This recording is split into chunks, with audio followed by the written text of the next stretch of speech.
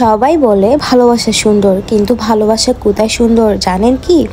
ভালোবাসা সুন্দর সেখানে যেখানে লয়ালিটি আছে, যেখানে একজন আরেকজনকে সম্মান করে, একজন আরেকজনের মতামতের গুরুত্ব দেয়, একে অপরের শ্রদ্ধা করে। ভালোবাসা মানুষটাকে কখনো অবহেলা করে না। হাজারো ঝগড়া, হাজারো ঝামেলার পরেও একজন আরেকজনের অসম্ভব ভালোবাসে। হ্যালো এভরিওয়ান, আসসালামু আলাইকুম। Hope you all are doing well. Welcome to my another blog. আমার না বাসায় আসলে একদমই মন টিকে না, শুধু মন চাই এদিকে যায় ওদিকে যায়। বাসায় আসলে ইমতিয়াজ থাকে না তো, যার জন্য সুজিকে সব কানেই ঘুরে ফেলি আমি। তো মনে হলো হঠাৎ আন্টির বাসায় যাই, ঘুরে আসি। ওই জন্য আন্টি শ্বশুর বাড়িতে গিয়েছিলাম বাসকালিতে। ওখানে কিন্তু অনেক বেশি এনজয় করি। আসলে কোনো একটা জিনিস বা কোনো জায়গায় যদি আমরা ঘুরতে যাই, জায়গাটা যদি উপভোগই করতে না পারি তাহলে আর কি বলেন। যার জন্য আমি ভিডিও আসলে তেমন করা হয়নি, কারণ আমি জায়গাটা অনেক বেশি রিল্যাক্সে আসলে ঘুরেছি। কারণ ভিডিওর খেয়ালে থাকলে তো আসলে জায়গাটা আর আমি উপভোগ করতে পারবো না, তাই না? ওই জন্য কিছু কিছু ক্লিপ নিয়েছি, যেগুলো আপনাদের সাথে শেয়ার করছি আর কি। ভিডিওতে যা যা দেখা যাচ্ছে প্রত্যেকটা জিনিসই কিন্তু অথেন্টিক, কারণ প্রত্যেকটা জিনিসই হচ্ছে নিজেদের গাছের। ওই জন্য এখানে কিন্তু গোলমরিচ ছিল, হলুদ ছিল, তারপরে আরও তেজপাতা, তারপর আরেকটা কি জানি ছিল নাম, ওটা আমার মনে পড়ছে না। অনেক কিছু ছিল। আর এই জিনিসটা কিন্তু ফার্স্ট টাইমে দেখছিলাম, মানে কাঁচা গোলমরিচ আর কি। মাশাল্লাহ মাশাল্লাহ অনেক বেশি সুন্দর লাগছে। আর যখন ভিডিও করছি না, ভিডিওতে আরও বেশি ভালো লাগছিল।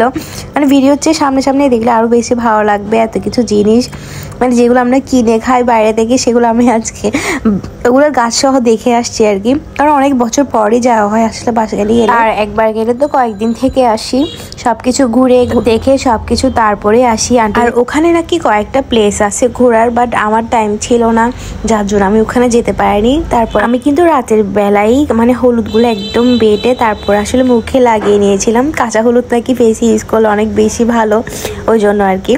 পরে দিদি আগুন জ্বালিয়েছিল বাইরে। টাউন সাইডে কিন্তু তেমন বেশি ঠান্ডা নেই, কিন্তু গ্রাম সাইডে এত বেশি ঠান্ডা, এত বেশি কুয়াশা। গ্রাম সাইডে কিন্তু প্রচুর ঠান্ডা, যারা ওখানে থাকে তারা কিন্তু জানে। আর আমি মেনলি যেটার জন্য বেশি গিয়েছি সেটা হচ্ছে কাঁচা খেজুরের রস খাওয়ার জন্য। আমার না অনেক বেশি ভালো লাগে, অনেক বছর পর আসলে মানে কাঁচা খেজুরের রস খেয়েছি আর কি। কারণ কেমন জানি মানে এটা গরম দিলে আমার আর ভালো লাগে না, ওই স্মেলটা আমার একদমই ভালো লাগে না। যার জন্য একদম রাতের বেলায় ঠান্ডা ঠান্ডা গাছ থেকে নামিয়ে আমি খেয়ে নিয়েছিলাম, কারণ আমার অনেক বেশি ভালো লেগেছিল। সে একবারই আসলে ওটা খাওয়ার জন্য এত দূর পর্যন্ত আমি গিয়েছি, কারণ সকালে ওটা গাছ থেকে নামিয়ে আমার কাছে আনতে আনতে কিন্তু বাসি হয়ে যাবে। ওই ফিলটা পেতাম না, গাছ থেকে নামিয়ে খাওয়ার মজাটা পেতাম না, যার জন্য ওখানে গিয়েই খেয়েছিলাম আর কি। আমি যাওয়ার সময় আমার বোনকে সহ নিয়ে গিয়েছিলাম, আর এখানে ওরা মজা করছিল। আন্টি যখন রসগুলো রাখতে গিয়েছে বাসায়, এখন ওরা এগুলো মানে খেয়ে দেখছে ডাইরেক্টলি কেমন লাগে। সবচেয়ে মজার বিষয় হচ্ছে গাছটা কিন্তু অনেক নিচে, যার জন্য অনেক বেশি মজা লাগছে দেখতে। আর আমরা অনেক মজা করেছি, আসলে ভিডিওতে অতটুকু বোঝা যাচ্ছে না আর কি। পর দিয়ে এগুলো রেখে এসে আবার বসিয়ে দিয়েছিল সকালের জন্য।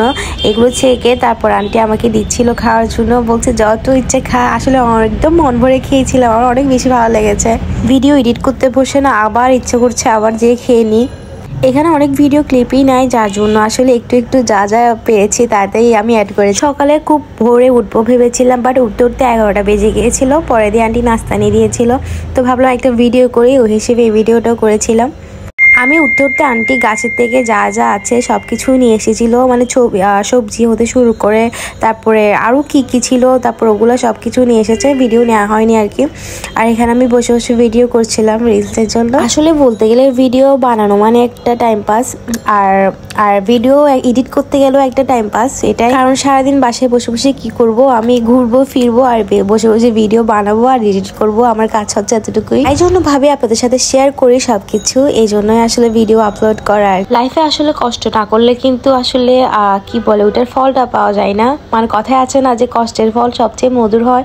সো জিনিসগুলো প্রত্যেকটা জিনিসই এরকম, যে কষ্ট আছে তার পেছনে, বা যে কোনো জিনিসের পেছনে যদি কষ্ট করা না হয় ওই ফলটা কিন্তু পাওয়া যায় না। আপনি বসে থাকবেন আর সবকিছু নিজে নিজে রেডি হয়ে যাবে, তা তো আর হয় না। প্রত্যেকটা জিনিসের পেছনে কষ্ট করতে হয়, তারপরেই তো সবকিছু সুন্দর হয়।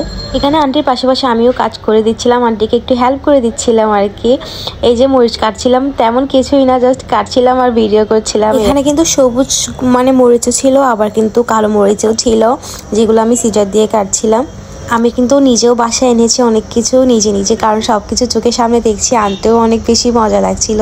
তো আমি আন্টিকে বলেছিলাম, যার জন্য আমি অনেক কিছু এনেছি ওখান থেকে। তো that's it for today, see you the next video. Don't forget to like, comment, share. আল্লাহ হাফেজ, বাই।